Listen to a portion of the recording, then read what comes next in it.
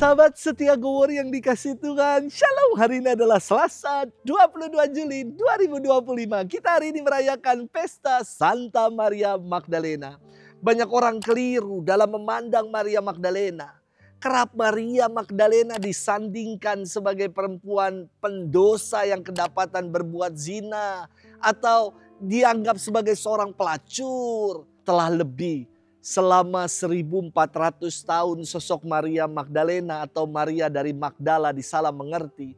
Padahal tidak ada satupun dokumen atau kitab perjanjian baru yang mengatakan hal itu. Maria Magdalena adalah perempuan Yahudi yang berasal dari sebuah kota nelayan di bagian barat Danau Galilea. Dalam Injil Lukas dikisahkan bahwa dirinya disembuhkan oleh Yesus dari 7 roh jahat yang merasukinya. Dan setelah peristiwa pembebasan dari roh jahat itu, Maria Magdalena mau membaktikan dirinya, hidupnya untuk mengikuti Yesus dengan setia. Dan dialah yang menjadi saksi peristiwa sengsara, wafat, dan kebangkitan Tuhan.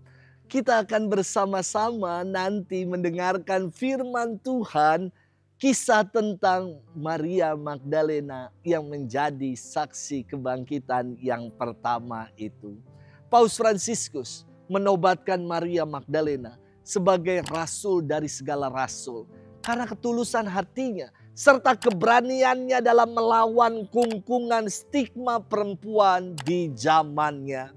Kita akan bersama-sama merenungkan firman Tuhan hari ini yang diambil dari Injil Yohanes 20 ayat 1 dilanjutkan ayat 11 sampai dengan 18.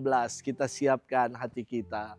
Haleluya, haleluya, haleluya. Katakan Maria, engkau melihat apa?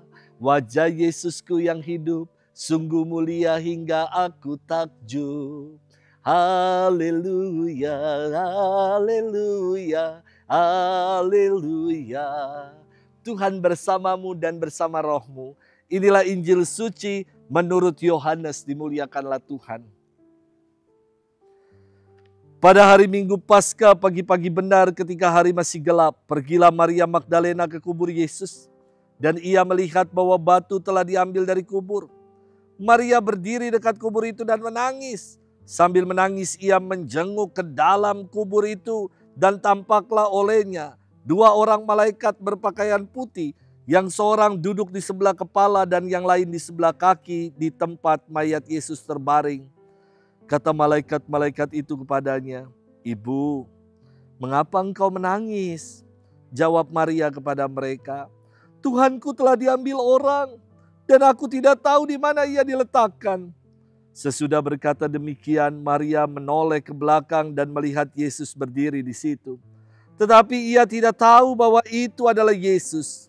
Kata Yesus kepadanya, "Ibu, mengapa engkau menangis? Siapakah yang kau cari?" Maria menyangka orang itu adalah penunggu taman. Maka ia berkata kepadanya, "Tuan, jikalau Tuan yang mengambil dia, katakanlah kepada aku di mana Tuan meletakkan dia, supaya aku dapat mengambilnya." Kata Yesus kepadanya, "Maria."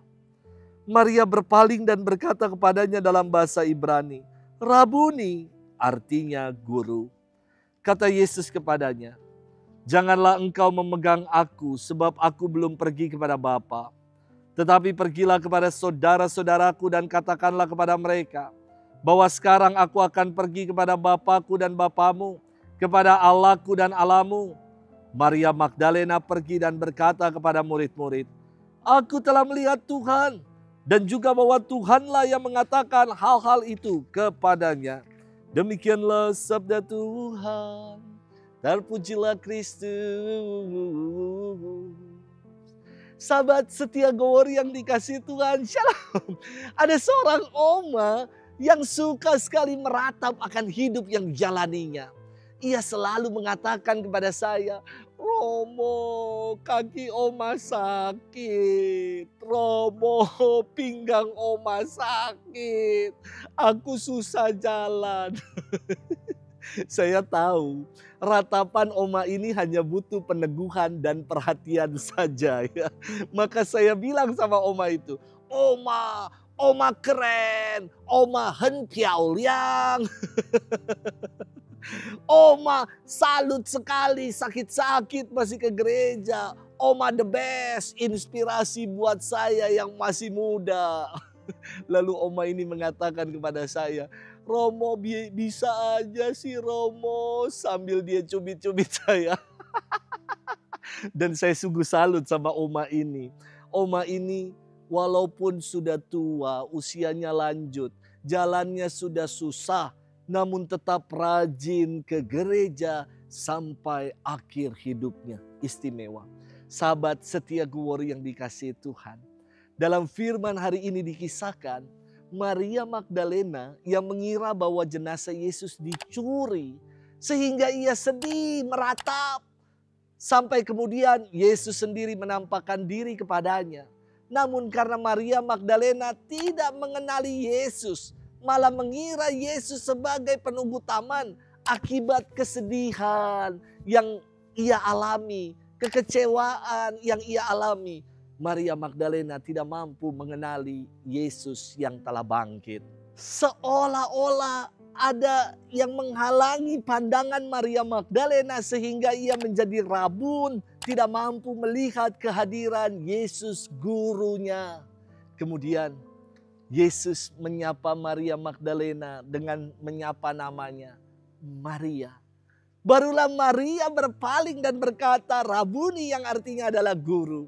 Saya kira ini menarik sekali untuk kita renungkan proses peralihan dari yang tidak mengenali, rabun, gelap mata, tidak dapat melihat, menjadi mengenali, rabuni, mengatakan ini adalah guru. Proses ini dalam firman dikatakan Maria berpaling dan berkata kepadanya dalam bahasa Ibrani, rabuni. Kata berpaling artinya beralih atau mengubah haluan. Kembali yang tadinya tidak fokus, kini kembali fokus sama Tuhan. Yang tadinya berada dalam jalan yang salah, kini mengubah haluan pada jalan yang benar. Maka kata ini sangat istimewa untuk kita renungkan, karena kata berpaling kepada Tuhan mengajak kita untuk memperbaharui hidup, untuk stay tune, berada pada jalan yang benar, jalan bersama dengan Tuhan. Sahabat setia Glory yang dikasihi Tuhan. Dalam hidup ini kita kerap menjadi pribadi-pribadi yang rabun, yang menutup mata, tidak mampu untuk melihat karya baik Tuhan dalam hidup. Kita lupa untuk bersyukur. Mari kita berfokus pada Tuhan. Mari kita melihat dan merasakan, mengalami pengalaman rabuni, pengalaman akan Tuhan yang senantiasa menyertai kita. Maria Magdalena yang awalnya rabun menjadi rabuni karena ia merubah haluan, ia berpaling kepada Tuhan dan ia menjadi saksi kebangkitan dengan mengatakan, aku telah melihat Tuhan. Apakah kita juga berani menjadi saksi kebangkitan di tengah kehidupan yang mau mengubah haluan hidup kita dari yang tidak baik menuju ke arah yang baik, dari yang belum sepenuhnya baik menjadi lebih baik lagi. Selamat bermenung, Tuhan memberkati kita selalu, Bapa dan Putra dan Roh Kudus. Amin.